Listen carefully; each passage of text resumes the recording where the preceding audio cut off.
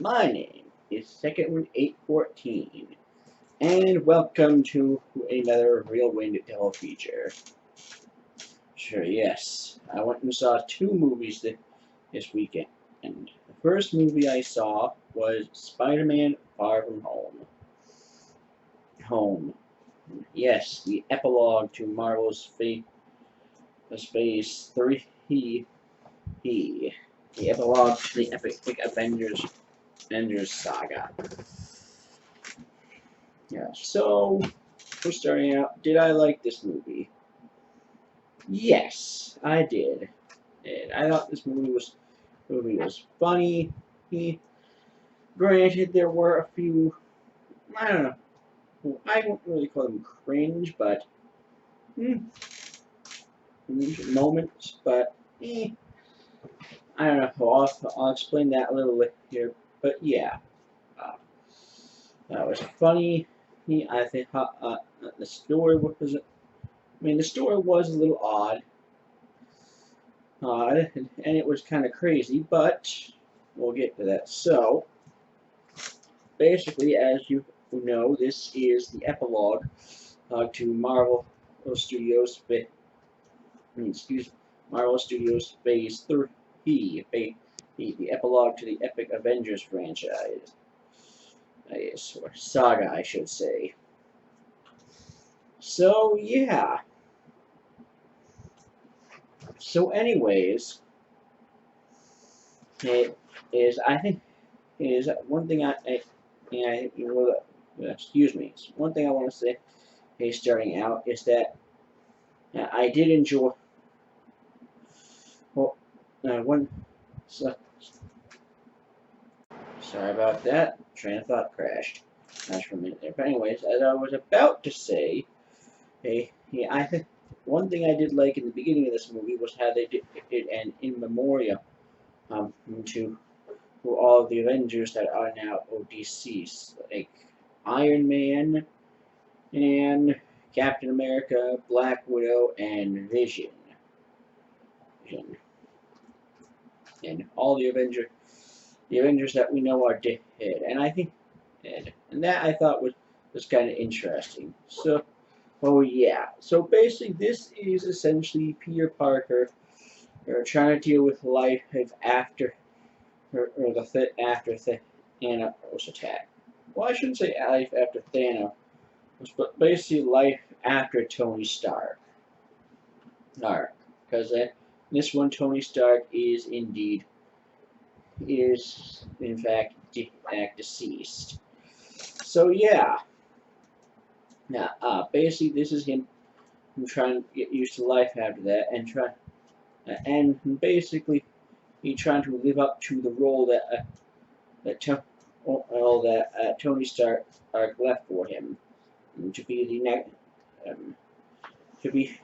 well, I guess you couldn't say the next Iron Man, because there's no one who's really an Iron Man. No one's ever gonna be the next Iron Man. Well, I mean, okay, there is other Iron Man and other characters who took up the Iron Man, I'm sure, in the comics, but that basically, yeah.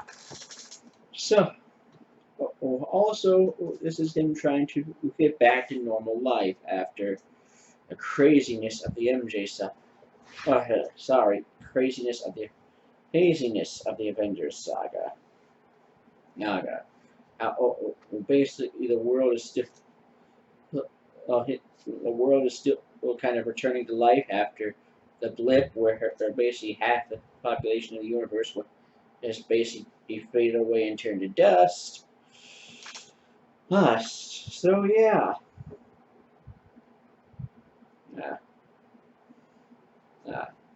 So anyways, yeah. So in this one, he's basically trying to live a normal life as a kid in high school, basically trying to get. Well, we have MJ, and he's trying to get close to her. So, oh yeah. And that's it comes in a little, and that comes back. Well, I'll get to that later. But anyway, so yeah, and basically the whole plot of this movie is basically, or one of the major plot points of this movie, I should say, is like has what I well, I've been harping on that for long. But anyway, so yeah, uh, I have to say, one of though when I saw the trailers and this movie at first, I was confused as somebody who did not who has never read the comics. I mean, I know a little bit about Spider-Man. I've watched various TV shows, but somebody who has never read any of the comics, I personally was a little confused about Mysterio at first. I'll admit I was always like, isn't Mysterio a bad guy? So yeah, and I have to admit, I think that he did play that plot point well up until the reveal of him deal that Mysterio is basically a liar, and that he well basically he's trying to be a savior. He's trying to be a savior in the dark times. Yeah, I honestly thought that was awesome. Um, so also, what I also thought was awesome. mm, Uh, I should say, but I thought was funny was basically. Well, I get that. I'm getting off track. But yeah, Mysterio I thought was interesting. He didn't have. I thought, granted, I thought that maybe they could have defined his power. There's a little more, and I get that he's this weak, and I get that it's supposed to be that he's a fraud, but still. No, well, I think. I mean, I know that Mysterio is. I mean, I don't really know any of his major powers.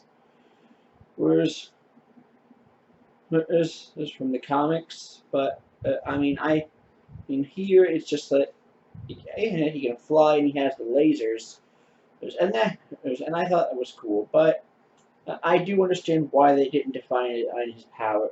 It was a little bit more, or because here because they needed to basically set up that he was a fraud, and I thought that, and honestly, I thought that was kind of cool. Well, I'm getting off track. Sorry about that. But anyways, I did think that was a neat way to lead into the plot, or well, I shouldn't say lead into the plot point, but because that's a different plot point. But yeah, I thought that this Mysterio character, or I don't even though he does die, and I did enjoy the role that he played. Now, as I was about to start talking about, one thing I thought was interesting was, which relates to what I was talking about in the beginning of the video, Peter Parker trying to adjust to post Iron Man life, is kind of a funny way in which he handles was Edith. I thought Edith was kind of Edith was Edith Edith's subplot when Peter was using it was funny. Peter Now Peter almost gets one of his classmates killed. That was funny. And then there's also how he basically uses Edith to create distractions, like sending his entire class to the opera or sending his opera, and that was funny. Honey, now as far as Nick Fury goes, well, actually no, right up with that. I also liked how Edith also serves as basically a plot. The Edith subplot basically serves as I guess you could call it a lead-in into the reveal that Mysterio is basically a faux or a fake superhero. Oh, and that he. Oh, I thought that was cool. Oh, I thought that was cool. Although I have to kind of admit, his motivate. I don't know if he was in the background there in Iron Man, but movies. But I have to admit, I think the motivation once it's basically kind of revealed what Mysterio's intentions or well, I shouldn't say intentions, but his motivations for wanting to eat it technology is. Honestly, I thought that was kind of a weak plot point. How he's basically upset with Tony Stark for ruining his technology and making things into a joke. Oh, okay. Oh, as he would describe it, or giving his technology ridiculous names and all that. That I thought was kind of stupid. A little bit. I will say, hey, I did like the use of. I did like. I did like the use of how. I did like. Sorry. I liked how he was. He had all the attacks plotted, and using drone technology. That I thought was cool. And I know some people I think that using drones to create illusions was odd, but I personally thought it was cool. Now, oh, one thing I do want to briefly to discuss before I move on is is basically the subplot how the Edith subplot also ties into how what I was discussing in the beginning.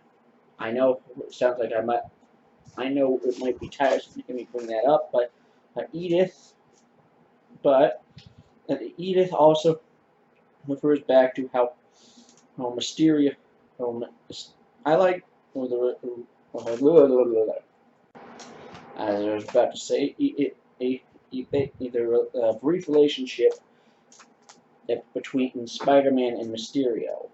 That I thought was interesting. How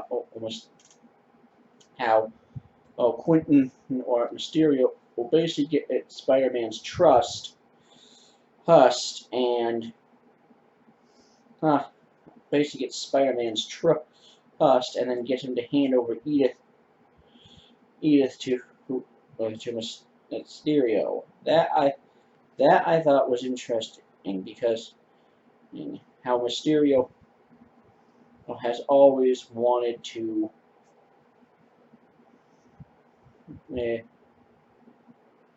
Excuse me. I thought it was interesting how Mysterio. I mean, Mysterio basically basically served as a mentor or slash. I shouldn't really say father figure, but more of a mentor figure almost. First to Spider-Man. I mean, obviously he was sort of evil, but still, I thought that was a cool way to do. I thought that was kind of cool how they used that to lead into the whole Mysterio to reveal as a bad guy thing, a subplot. Now, I do want to say one. Now, moving on, one of the things I think one of the things I think was definitely. I guess I was about to say maybe could have been explored better, but I think one thing that definitely makes this film interesting is the relationship with Peter and his classmates, particularly his best friend and MJ. We all know that Peter wants to get close to MJ, and I honestly thought the way they played the relationship here was actually good. How Peter is conflicted about wanting to be to carry on the legacy. Well, he's conflicted. I should say he doesn't want, but he's conflicted about how somebody how how Iron Man has left basically left. I shouldn't say control of the Avengers, but more or less left his shoes to fill. I guess you could say there's Spider-Man, and how Peter is basically grappling with that and deal with his plan to try to get to get close to MJ. Okay. That I thought was played out very well. Well, and it also definitely shows an interesting part of Spider-Man, how Spider-Man how it shows that Spider-Man has vulnerability. He's how because he's he he can still make mistakes. Based off mistakes. He does mistakes. Obviously Spider-Man has been through shit, but once again, he's only 16, so sometimes he's not exact. He's not. He doesn't always make the best decisions. Sometimes, I guess you could say he acts. I don't want to say on emotions, but I guess you'd say sometimes he's a bit careless or reckless in his what this in his decision making as later shown that how transferring control of Edith to Quentin Beck was a mistake, but yeah, I thought that was done very well. Hell. So yes, it does. The relationships definitely show. Oh, hell, definitely show how Peter Parker is vulnerable. So yeah, vulnerable. Even though he wants to protect those he cares about, sometimes he still puts them in harm's way. So yeah. Anyways, now moving on. One thing I do want to point out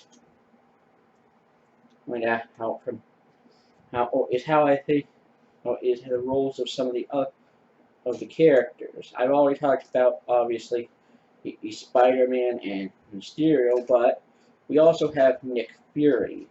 Now Nick Fury in this one, I think, and a lot of people might find him as a bit of he comes off as a bit of a jerk in this one but I mean you have to. The guy has been through a lot, so I think it makes sense that he might be a little paranoid, and not exactly the friendliest person, especially after he comes back after the blip back 5 years later after being blipped out of existence, and the whole world is completely different. That I think I don't think you can blame him, but and I know, I mean he does get after Peter, and it's probably rightfully so. Yes, Peter has been in the space, but Peter, yes, he's been through a lot, but one thing I think is interesting that I think, but having Peter is still a teenager, and Nick Fury, I think sometimes has a bit maybe he has a bit a hard time accepting the actions of a teenager, being that he is, I guess you could say, a war veteran.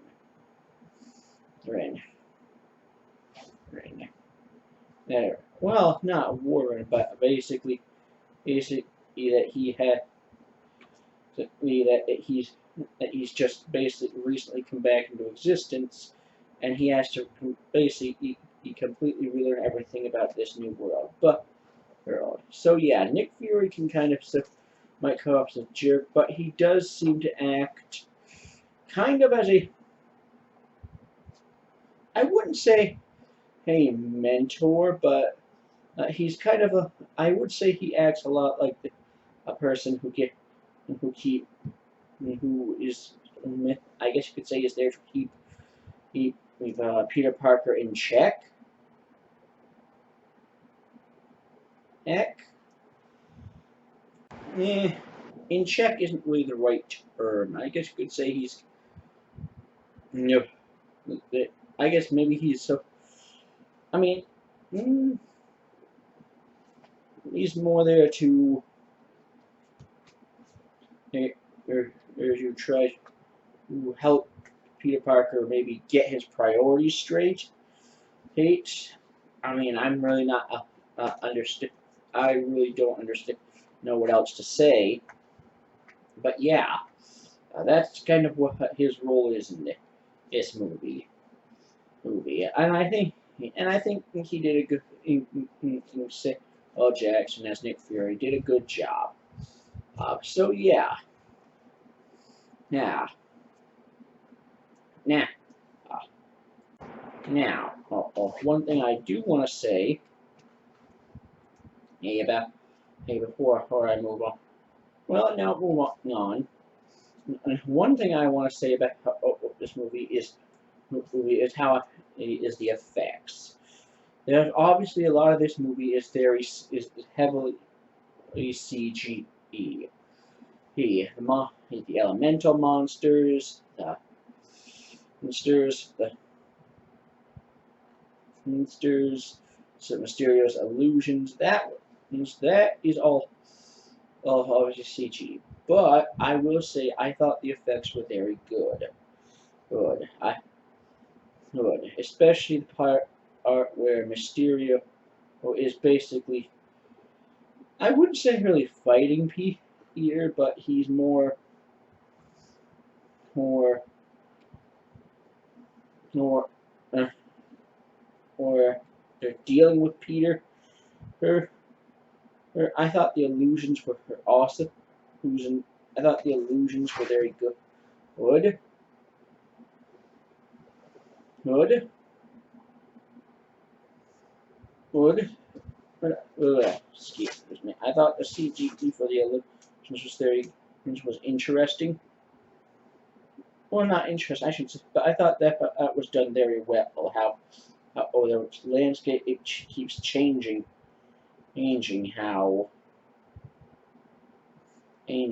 That I thought was actually pretty cool. Even if although I will say that during the final sequel act with Mysterio carrying out his was the Avengers level threat attack. There were some parts that did make me a little confused. Who's as to Nick Fury. I was with Nick Fury. How it seemed like Nick Fury, whether or not Nick Fury was an illusion or, excuse me, or whether he was real. That I thought was odd. Was a little confusing. But yeah. So yeah, the effects were definitely good. Now, good. And I have to say, I thought I did like how. Sorry about that. But as I was about to say, hey, I did like the relationship aspect. Next, moving on from the effects. I know I talked about this earlier, but as far, I think the relationships with all the other characters in the movie definitely played a critical part. actually, and in fact, I think some of it. Alright, now moving on from that, the one thing, I do want to say that I think was a little weak about this film was even though I liked him was Mysterio himself. So first thing about him is the whole thing with the elementals. I thought that was, I mean, it's not that it would, I just think that it's not that I thought the plot point was weak, but I think for me personally, I think it just went by a little too fast. And I know, and I understand that they needed to set up that needed to for basically the world to do that Mysterio is the hero, but yeah. Now, honestly, I just thought Mysterio, the whole first part with the elementals thing, could have been a little, maybe could, I mean, maybe could have been paced a little longer or drawn out a little longer, but that probably would have killed the movie. But that's from my perspective. I just admit, do I think, did I like how they fought it? Yes, I thought the fights with the elementals and with like with the water and the fire elemental, that I thought was cool. I just thought cool, but yeah. But I thought at least it could have been somewhat more paced out or drawn out just a little bit longer.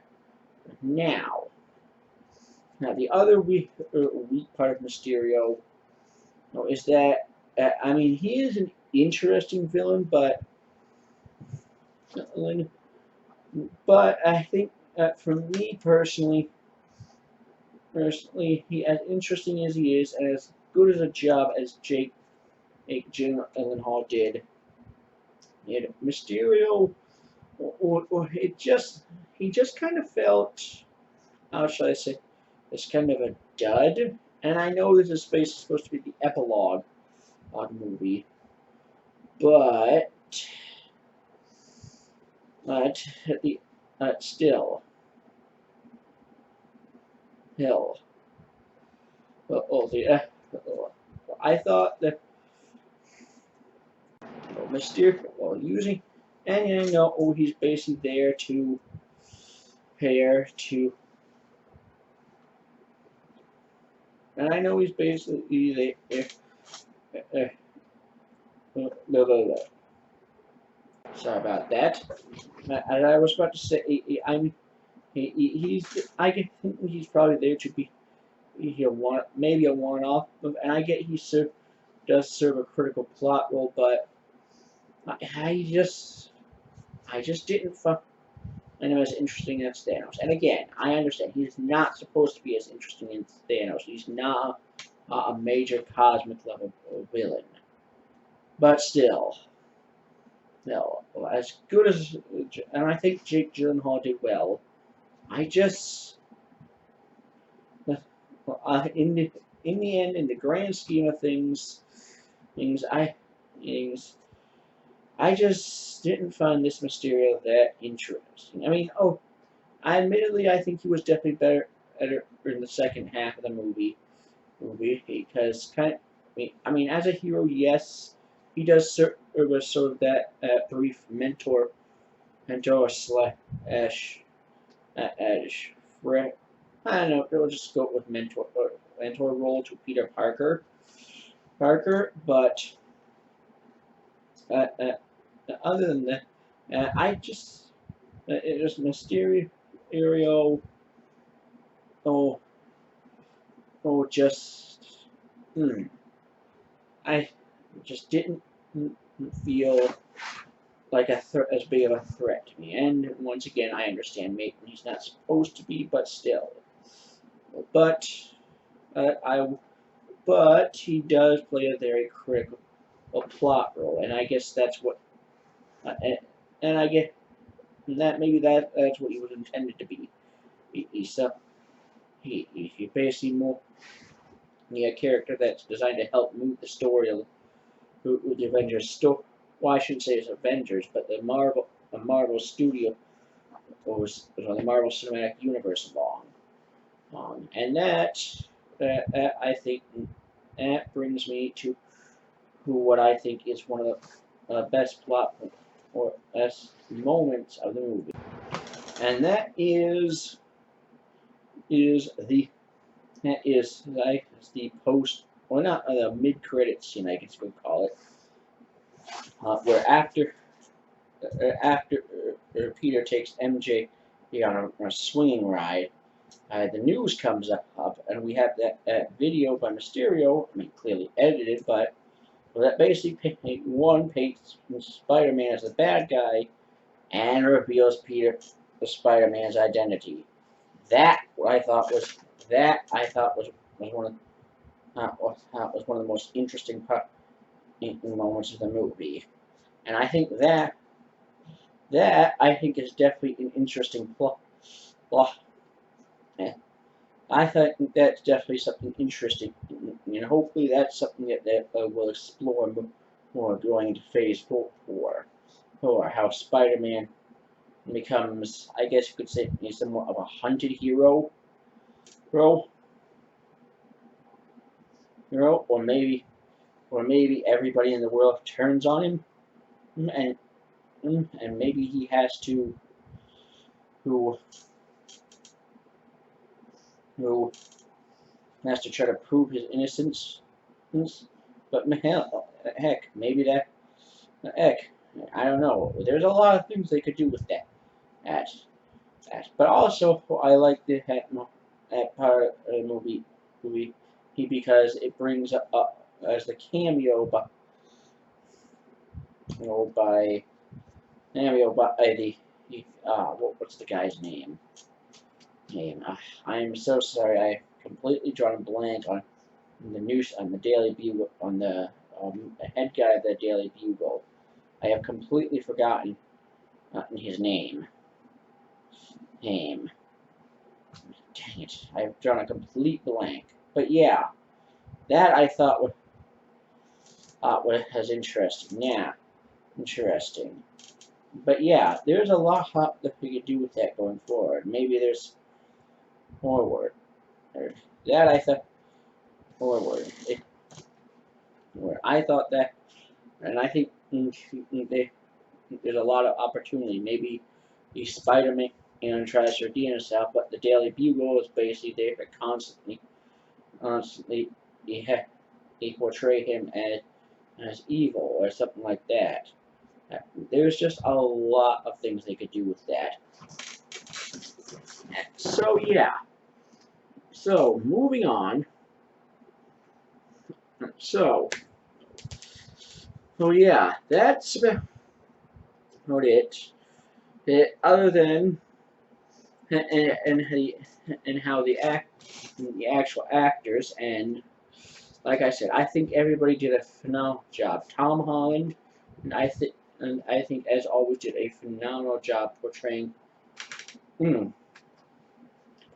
Peter Parker and the struggles that he's going through as a 16-year-old in high school who also just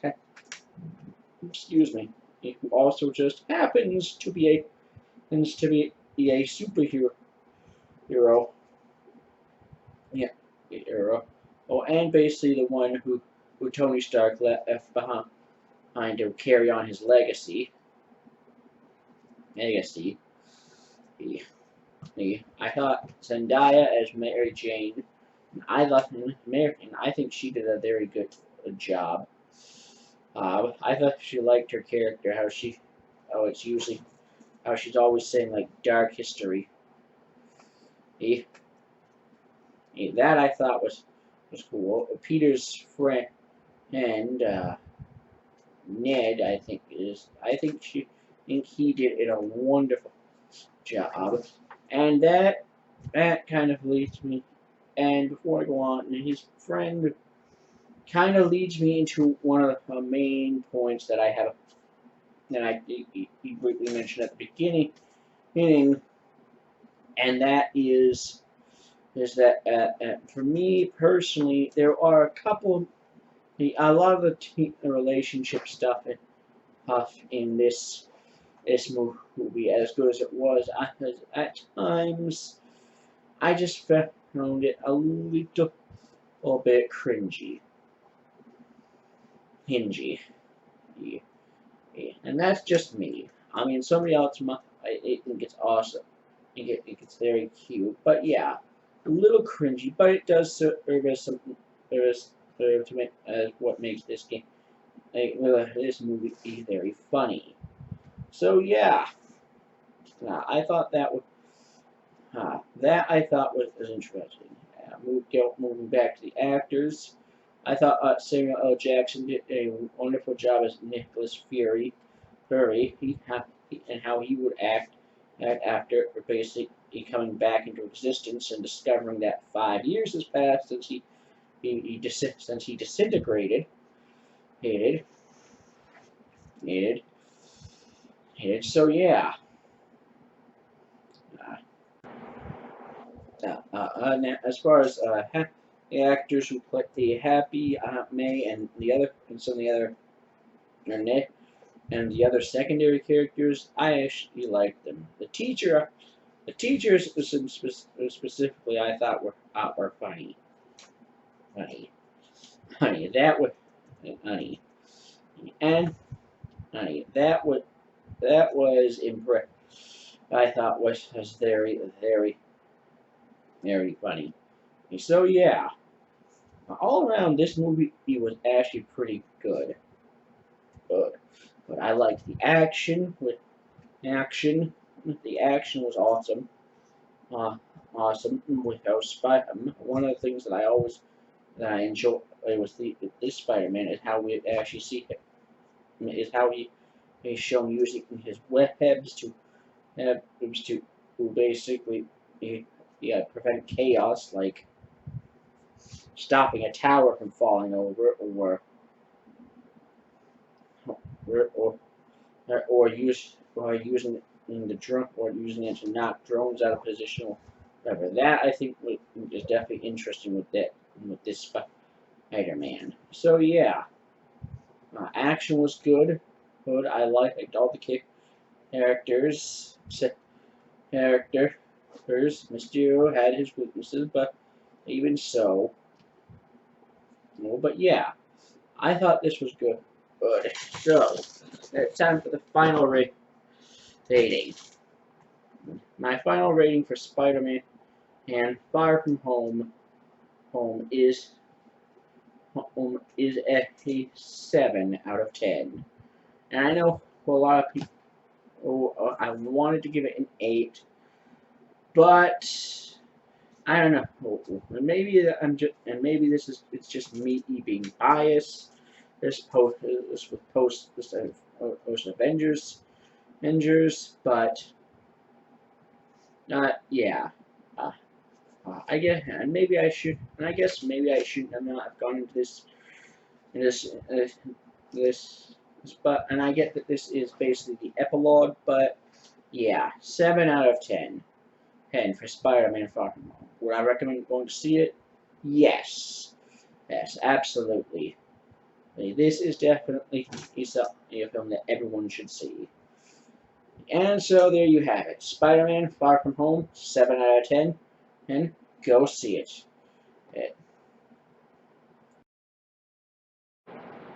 The other movie I saw this weekend was Midsommar.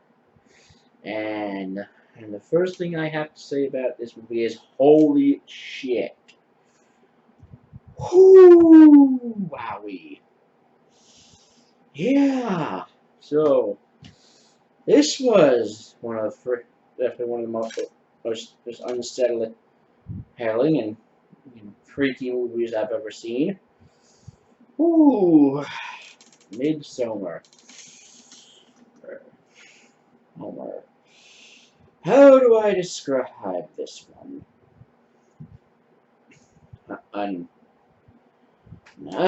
Where do I start? Basic facts. This is the newest alt-themed horror movie from A24 Studios. Same studio behind Hereditary, which I was a very big fan of. So yeah, and let me just say that if you think if you liked Hereditary, you are definitely going to like this one. Whoo boy. So let me just say that this movie is what you would call freaky and unsettling, disturbing, what else? Oh, intense. Yeah. So basically, this is about a couple who is having some relationship issues, and then after a suggestion by a friend, they decided to take a trip to Sweden. During a midsummer during a festival called Midsommar. And boy, do things go wrong. But I'll get to that. So yeah. So this movie definitely deals with some very heavy topics. Wow. For one of the things that like for example, in the very beginning of this movie, we see the main character Danny. She's worried about her sister, who has bipolar disorder, and then we end up learning that the sister hasn't caught. Sister posted an eerie message, and then stopped calling Danny. And then we learned that the sister, basically, he had a a very intense bipolar episode, and basically committed murder-suicide by killing both her parents and herself, both through carbon monoxide poisoning. Yeah. There's that. So that's a real nice way to start out. So yeah, Midsommar, and that ain't the only taboo subject that they cover. And that ain't the only time you see suicide in this movie either. Oh, it does come back. But yeah. So yeah, this movie is basically, like I said, a cult horror movie.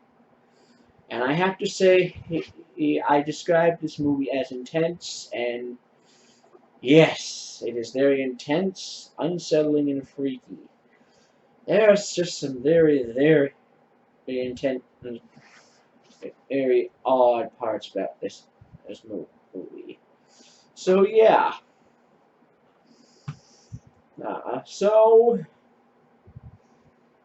And I mean, I'm just kind of struggling to think of how to describe it, because wow. But anyway, so yeah, so they go to Sweden, and because there's a guy, one of their friends is Swedish, and he's bringing them home into his home country for the Midsommar festival. Basically, something that happens every 90 years. Whew. So yeah. Yeah. And I have to say, didn't mention that this is a call, and I said this movie is very unsettling. Now, for me, I just was odd because it was odd. Basically, what we have here is that their friend takes them into his commune, I guess you could call it. During the Midsummer Festival. And the thing is, now a lot of people, some people might not be freaked out right away, but for me personally, whenever I look at, I see the hippie slash alt things, that kind of freaks me out. So yeah, one thing I think was interesting, and what I just want to say before is one thing I think was interesting is culture. It's sort of a weird culture clash here, which are basically Americans versus with basically modern Americans versus as big as Sweden traditional Swedish customs. So yeah, and trust me, this movie gets very messed up. So yeah, basically they go there and things, and essentially what they are, is essentially college. I guess you could say college age. Well, I mean, no, they don't seem traditional college age. I think a lot of I think a lot of them are PhD, like the Americans are PhD. But or well, not PhD, but they're no, I think or like working for their masters, I believe. So yeah, they're going. Uh, and that's kind of where the culture clash comes from. Because the American, and I have to admit, it's kind of relatable because I mean, being unless you're somebody who travels a lot, you're probably not going to be. You're probably going to have a bit of a hard time fitting in how should I say this, a commune or local traditions. So yeah, and that was done well, even if one of the American characters was somewhat was not somebody I enjoyed. So yeah, so I mean this movie obviously this is a very slow burn movie. There's no major jump scares here. There's no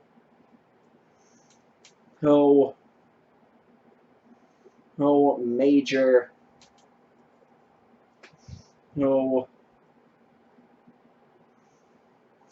oh there's no major jump scares. There's no scares here. This is a very slow burn, and I have to say if you're going to go and expecting something like Hereditary, where the intensity sort of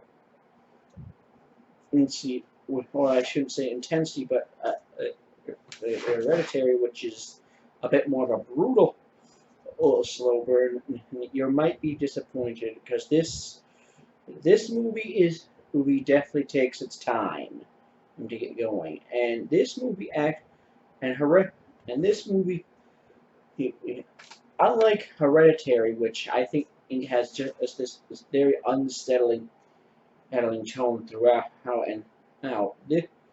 Now Hereditary does however I think Hereditary, the ending I feel does feel Hereditary I feel possibly kind of gradually increases, but Hereditary is more, how should I say, direct. Act. This movie doesn't really get a lot very. I mean, it's direct, but it doesn't really get amp up until about the last act, and even then, it's still a very, very slow burn. So if you're somebody who does not like slow paced, slow burn horror, or like Hereditary, chances are you're probably not gonna like this movie. Now, well, I'll get to now. With this movie, I can't really. Yeah, I'm just gonna say this now. Now, with this movie, I don't know if I can recommend it to everybody, but I will get to that at later. But anyways, so yeah, they come. Yeah, one of the things that that this movie does well is basically the cult style horror, or how they have the ceremony. Only is how only is this movie. One, like I said, the ceremony. I think one, even with the festival, all the, all the, all the, all, just the oddness of it all, just kind of, for me, it's just very unsettling throughout, and especially when we get into the ceremonies part, that's when that's when this movie really shines. Because, man, oh man, does this movie have some intense moments. Ooh. One of the things I think was one of the intense moments, especially during the ceremonies, is basically during the ritual. One of the things that happens if we see I guess who you could call the leaders of the commune, and they're up on a cliff, and both of them throw themselves off. I mean, just wow. But yeah, it is crazy. Ooh. So yeah, and it's not like they just show one of them jumping up. No, we see the entire thing hitting. How like the woman throws herself off a cliff, and we literally see her land face first on a rock, and her face split open. And yeah, we see that. You see that. It is intense. Hence. And then when the guy jumps off, lands straight, rips his leg open, but is still alive. And so what do? They have a couple of people from the commune come over and literally he squash his head with a giant wooden hammer. And once again, we see the whole process. We see every single blow. I mean, it's only about 4 people, so only 4 people. So there's only 4 blows, but still, we still see every single blow. And man, oh man, is that intense. And one of the things I think is interesting, and this is definitely a time I need that is an interesting plot point about this movie is with Danny. Danny obviously he went through the loss of her entire family, but I shouldn't say but basically this is causing, I guess, her to have, I guess what you would call anxiety attacks or panic attacks. I guess they would be called. I think something interesting is when somebody mentions family. And I think and I do think that's interesting. And one of the interesting plot points is that even though yes, because Danny basically she lost her family and she doesn't have a like maybe she feels like she doesn't belong. But yeah, anytime somebody mentions, well, not every time, but basically whenever she tends to have she tends to get certain panic attacks. Now, granted, this does not go on through the movie. This is only used a few times, but the few times it is used is is done very well. Hell, so yeah, this movie. Oh, oh, so yeah, Danny and her and her relationship and the issues of I guess wanting to belong do become valid very big plot into this movie and so yeah and I will get to that but so yeah and some of the and I have to say some of the a big part some oh sorry about that some of the big plot points or scenes in this movie it happened with Danny. And we see that we see one of the things that we constantly see is that Danny, when she arrives, she's very, I guess you could say, resistant to, distant to, distant to the, distant to her. She's very resistant to these people. I shouldn't say resistant, but she doesn't. But she definitely feels out of place, because basically this is a different culture, and that she's having trouble adapting. But by the end, she is, and she does, she actually basically becomes one of them, and I think that's one of the things that is that this that the cult aspect of this, or cult horror aspect of this movie does very well. It basically how cults constantly seek to constantly seek to who try to bring you in, and I guess, and for lack of a better term, brainwash people into joining them, and it's them, and that's them. And I mean, in here, it doesn't really brainwash. There's not as much brainwashing here as there is sort of the. I wouldn't call it more brainwashing as more like it is slow assimilation, and that's the term. I'll use the term for it. Basically, like I said in the beginning, Danny he feels out of place. Is here. Is by the end, Danny is clearly one of them, and I'll get to and I will get to that because that comes back big in the end. But anyways, so yeah, these people. Well, we see that these people. Well, they have some very odd customs.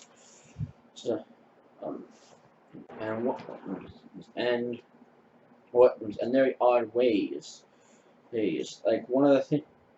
It's like, and one of the things, like I said, and one of the things that's explained away is a he is basically I think is interesting is the age groups. How this commune basically I guess you could say it rolls up into age groups. There are certain ages. Age is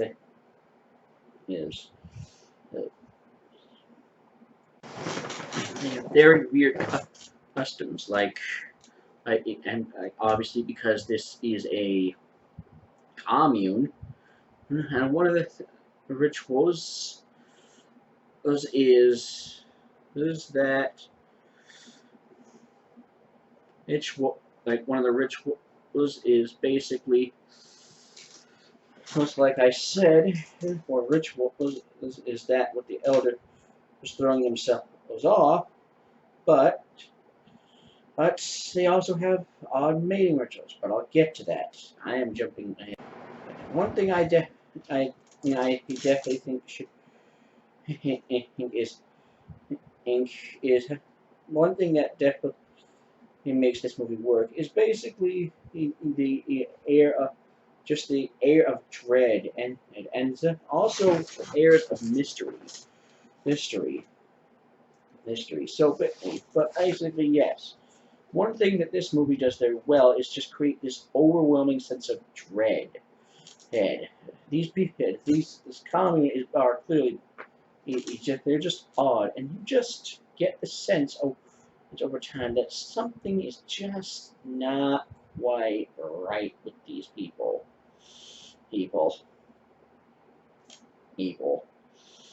Oh, that it's, that something is just,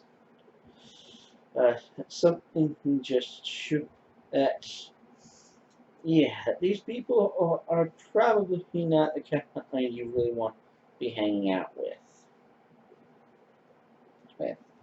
And one of the things that's there interesting is, like I said, the loose ends. One in this, there are multiple people. There's also a couple from London who here. Now, they're a bit of a more of a minor role, but they do play a role in definitely showing how outsiders would react to this bizarre ritual, these bizarre rituals, that this cult has and has like as and how basically as like how when we see the two elders throw themselves off the cliff. If now one of the things that I think is interesting is there are some some very interesting loose ends. And this is where I have to stop to talk about the characters. Now, obviously, I already mentioned Annie in the beginning, who is basically going through a lot because, well, she just lost her sister and her parents to murder-suicide. But yeah, there are characters in here. Now, for the most part, most of the, I guess you could call them the outsider characters. There's was a couple from London. They're all right. However, there is the one character, Mark, who I have to say, I just did not like him at all.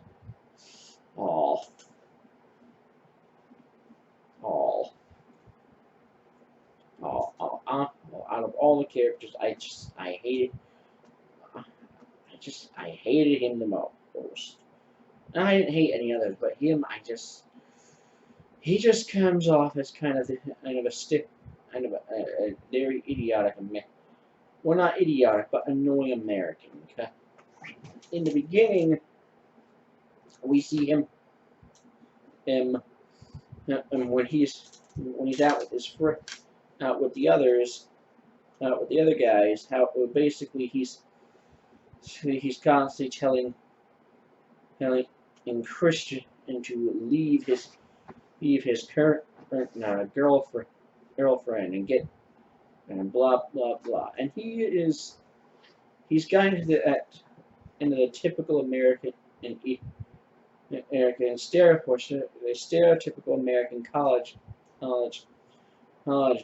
college frat boy who says who basically wants to have sex with every hot girl he sees.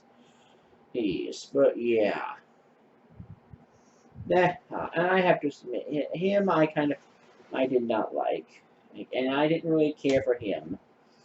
The other one, is the guy, is the researcher. He was all right. I mean, he seemed like a fairly okay guy. I, although he does, admittedly, he does get, although admittedly, I think we do see that even that he oversteps his bounds a little bit. But so yeah. And then we also have the two from the UK, Simon and Company. They're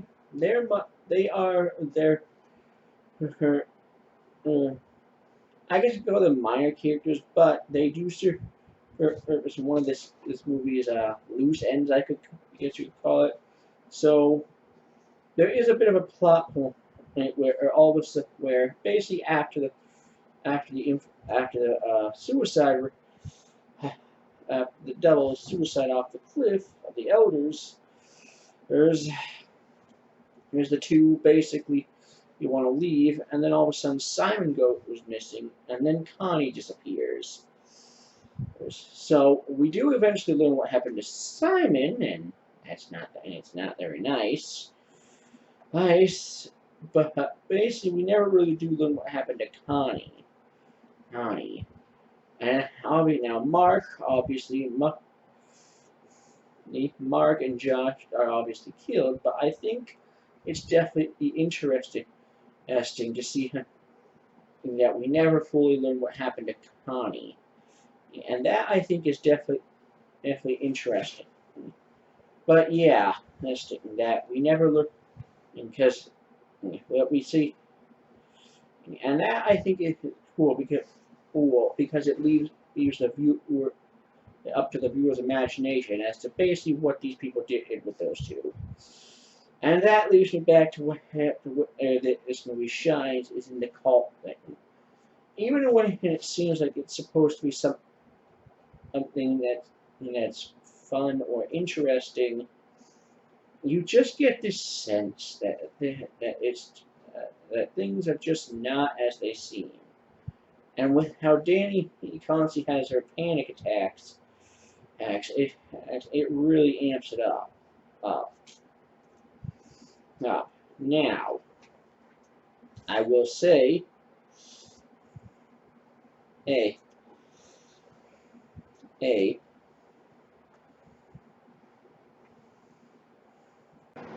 speaking of it really starts to pick up during the last act, because we look during the infamous Maple, we see act, and that the last act is really where things just really amp up, and the dread literally just, and the slow burn, and it just basically, I guess you could say it just let's go on, it's hotter and hotter and hotter. Basically, just that sense of dread just builds and builds and builds, and it just gets more and more disturbing. But anyway, so yeah. So basically, these people are commune. One of the things that is odd is mating. Oh boy. So yeah. This movie, and then the last act, like I said, because basically there's this one girl who is basically after Christian, and because she puts like a lover underneath his bed, and Wow. So yeah. Ah. Uh, whew. Wowie. So yeah. So basically, there is a tradition, like a maple dance contest, and of course, Danny is the winner. So he's the May is the May Queen. Whoo, the Maid Queen, and and after he goes to bless the crops. Woo, that's when things really start up. Because as it turns out, we learn that Christian has been approved for mating with one of the locals. And wowie, does that get crazy. So yeah. So this is where the movie just gets really disturbing. So brace yourselves. Basically, in this scene, in after Christian is basically disorientated by a weird tea mixture, or I guess you could say I don't know if it's some sort of weird with hallucinogenic drugs, and he's put into a weird state. He thanks to that and some weird hallucinogenic I guess you could say breathing. He, he I don't know if it's an herb that was smoked or what, but anyways. So yeah, and then he goes to mate with Maja.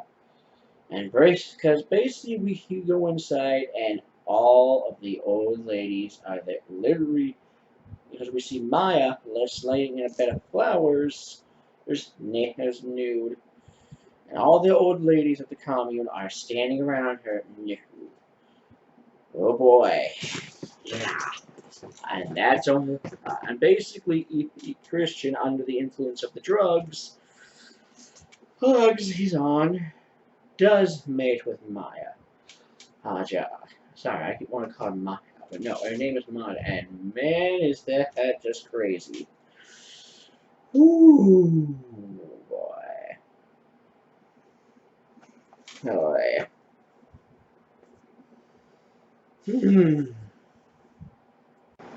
Crazy. Wait, and this is, keep in mind, this is happening while Danny is off blessing the crops. And we see Hops as the new maid queen. And this queen, and yeah, that is intense. So yeah, and it's not, that's just one of the many things with this movie. Like, even so, like like we know, like obviously we know that Mark and Josh were killed, but what, but we don't know like exactly how, because it never shows us that. And that is one of the things I think is interesting,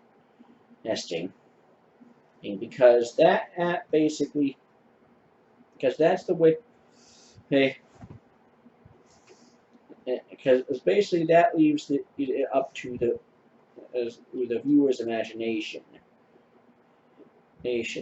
Now, granted, we do see Josh getting struck over the head, but that's just because he's an idiot and decides to go against it, and it's what the elders say. Hey, and take pictures of their book, which they told him not to, but ought to. But yeah,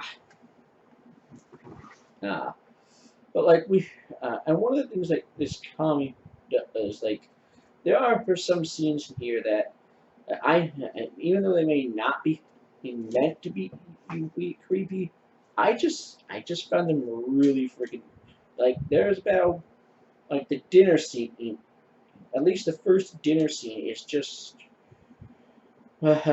very odd and unsettling, because I guess the scene itself takes place in an area, hey, is there's no music, and I get this is basically a commune, that they probably have very specific ways, but like they have the elders say, I get what I'm assuming is a prayer here, and then it's literally everybody just the way it happens. Like they sit down, everybody else sits down, and almost they take their silverware, everybody else takes theirs, and it is just, it is odd to say the least. East, east, east, east, because like the fact there's no sound and nobody really talks except maybe the outsiders. But yeah, it is just unsettling, to say the least. And there are definitely scenes like there are interesting scenes like when Danny helps with the feast preparations, or and then but still ill ill. There are just, like I said, it is just this movie that just builds dread, and a lot of it. And I know it seems like I may be skipping over it, but this movie, but unless I literally go through every single scene of this movie, it is difficult to explain. You just kind of have to see the movie for yourself. And I'll get to the hat when I do my final rating. But yeah, so yeah, and one of the things, uh, so yeah,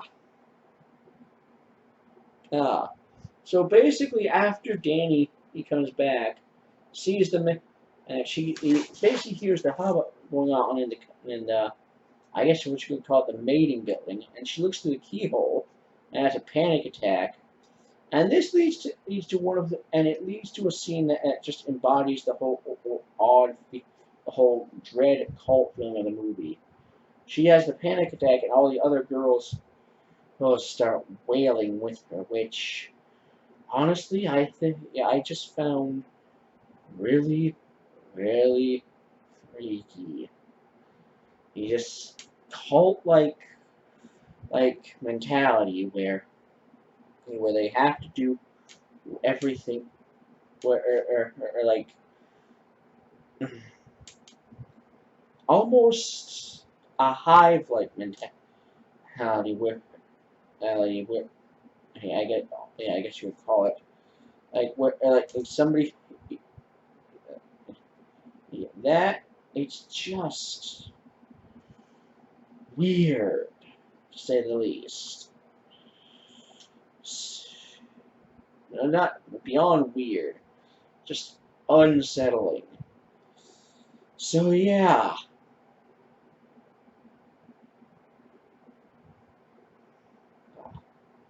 Ooh. And like the mating scene that scene that is crazy. And so yeah. And one thing I do need to mention about this movie is just all the weird occult imagery. I mean, like the place where there are just some images in this movie. There's a lot of weird imagery in this movie. Like in the beginning, we see either them walking around the commune, and the camera does this like pan over, I think, cloth that's supposed to be like a weird love story, but like the imagery is just freaky, and some of it is stuff I probably should not be describing here. The mating scene is probably already enough to get to probably get me in trouble here. But yeah, it's just wow. Hmm. So yeah, and then of course we come to the ending, and the ending is into the Midsommar festival. Well, basically, the end. Every 90 years, they apparently have a bunch of people they gather, or I guess alive and dead, who sacrifice in a building that they just burn down. Now the Maid Queen select. Now, they have a bunch of voluntary, and then the Maid Queen selects between the two. So, in this, well, basically, after the mating scene, Christian runs around on the village naked, and so, and he takes cover in this weird shed barn where we see Simon murdered and basically opened. I guess you could say a split open, and I guess I'm not really sure what it's called. Well, but yeah, uh, it's just crazy. So yeah, the ending basically she obviously chooses as Christian because she basically saw him having sex with another woman. But yeah, so basically, and I should mention at this point, Christian is basically essentially incapacitated by an unknown drug. Like before, basically some I guess one of the elders blows something in his face that incapacitates him. But anyway, so yeah,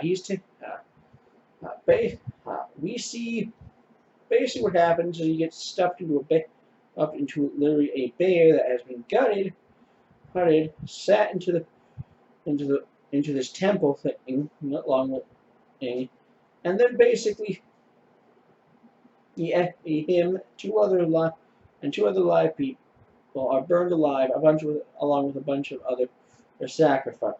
And by the way, if you're wondering, yes, Mark and Josh are there.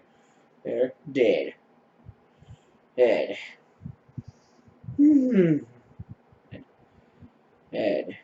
And honestly, now some people might find the ending a little odd because, as we see, at this point, that Danny he seems to be very, I guess you could say, acclimated to these people's customs, which is what I meant by I get in the beginning, but assimilation. Hasn't she hasn't really been brainwashed as much as I guess as much as you could say she seems to have accepted it, or kind of become one of them over time. And one of the things I think is interesting is that the friend who brought them here, or basically he wants them to stay because of the festival. And we do see a film that we do see a part in the movie where basically he explains to Danny that he wants to offer her a true family, because basically it's like everyone that they have everybody in the community is just one big family, and that's what he wants to Swedish friend that wants to offer her, because he feels that her current, I guess you could say, boyfriend isn't exactly great. So yeah, and one more thing. Remember how I said in the beginning that this film does cover some very heavy subjects? Well, one of those things that it covers is incest. There is a particular character. Even though he seems to be the minor, who is basically an inbred character, and so yeah, incest, uh, incest. So yeah, this movie does cover incest, and though the character is minor, in the grand scheme of the story of the movie, he does play a big role. Oh, but oh, but yeah, ah, but I feel I should talk about the ending just a little bit more. Some people might find it a little odd because as before, basically right before the credits roll, we do see Danny, he's smile, and he's smiling, and knowing that she just basically sent the man who was her boyfriend, and she has had him burned alive, and that might be a little awkward to some people. Well, but like I said, it would seem at least is that she has basically, he, for lack of a better term, been assimilated by this cult. Well, I don't want to say brainwashed because I don't want to say brainwashed, because there's actually not a lot of stuff that seems like brainwashing in this movie, but I want to say more or that she has been assimilated into this. So I mean, we don't get any other scenes about what may have happened to her afterwards, but if she does seem to be there, a lot more accepting of their traditions at the end, and so, and that's just what I got out of it. Maybe I'm missing the point, but anyway, so yeah, so yeah, that's basically Midsommar. Homer. My final rating for this movie is an 8 out of 10. And now, would I recommend going to see this? Honestly, if you're a major horror fan who wants something different and definitely dark and very unsettling and creepy, I'd definitely say go see it. Now, if you're somebody who wants to, who, like I said earlier, or if you're somebody who did not like a hereditary slow burn, you're probably not going to like this movie. Your movie. This, not to mention, and I know this, but if you're somebody who doesn't handle cult, I should say cult, but you're somebody who doesn't handle seeing bizarre cult rituals on the screen, you might not. This movie might not be for you because this, like I said, this movie is a big cult horror film. Well, not big. It is a cult horror film. So if you're somebody who does not enjoy that kind of weird dread of basically you seeing them deal with this weird, like a weird cult, this movie might not be for you. Not to mention with like the mating scene and other things, things this movie may be into, maybe I wouldn't say a little too intense, but this movie might not be a thing. So I can only kind of recommend it for those who want a real intense slow burn experience. And there you have it. Midsommar, 8 out of 10. Go see. And don't. And if you're somebody who enjoys slow burn and can handle some very intense cult style horror, I'd say go see it. If not, maybe consider skipping this one. But other than that, if you're really in, if you're if you are looking for something new, I'd say go see it. So yeah, And, well, that about wraps up for this video. My name is Cycle1814. Thank you so much for watching. May the wind always be at your back. See you next time.